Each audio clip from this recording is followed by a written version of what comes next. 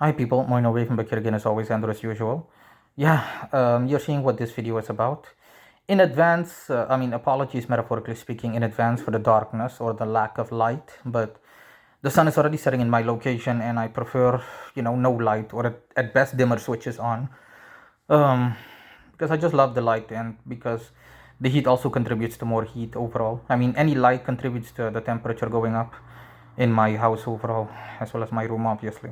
Now, this video is about why do angels and demons have wings? I'm going to keep this really short. It's quite simple. Angels have wings because it represents divinity. It represents elevation of the highest degrees.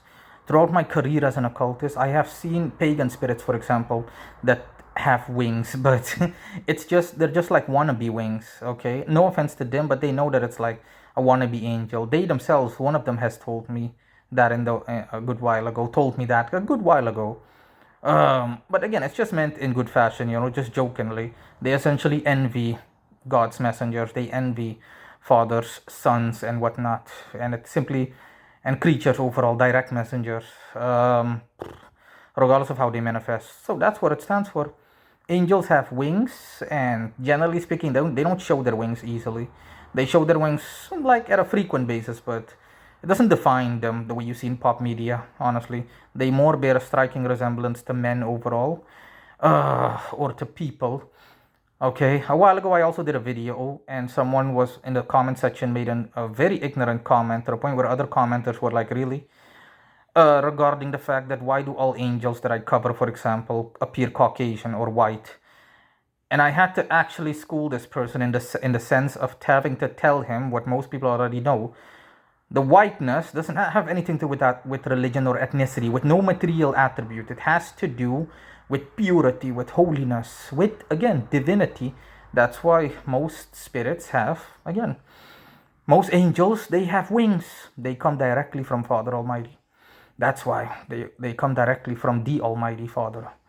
Now, as for demons, so that's essentially it regarding angels. As for demons, so fallen angels, you'll notice one thing, that generally speaking, only those spirits, with the exception of with a couple of exceptions, low-level demons in general, they do not. I repeat, they do not have wings. It's only the high-ranking angels that used to have fallen angels that are just that, fallen angels. Okay, and that's why they are what they are, fallen angels. Okay, they had high-ranking positions like Satan, Lucifer, etc., etc., etc. Abaddon, but Abaddon obviously not so much. He does, but not so much, not as much. The higher the elevationary level of these angels, the higher position they had in heaven, regardless of whether they're still in heaven, whether they're still celestial or infernal, or anything else in between, unclassified or otherwise. Okay, that's what the wings stand for, generally speaking, and with demons, it represents divinity as well. It represents holiness, but inverted holiness, adjacent holiness, polar holiness. Okay, so it represents the opposite of holiness.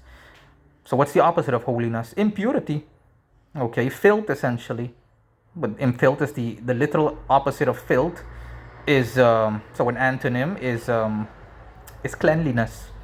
So yeah, that's it, generally speaking. Okay, that's why angels and demons have wings. Demons also have wings because regardless of the fact that they're fallen angels, they are still angels. They still come directly from Father Almighty and no one else. Okay, unless Father Almighty allows it by whatever happenstance as he sees fit, as is everything in existence, as in he is existence himself, obviously. Oh, and yeah, let me see if I forgot something. No, that's essentially it. See you guys later. Bye.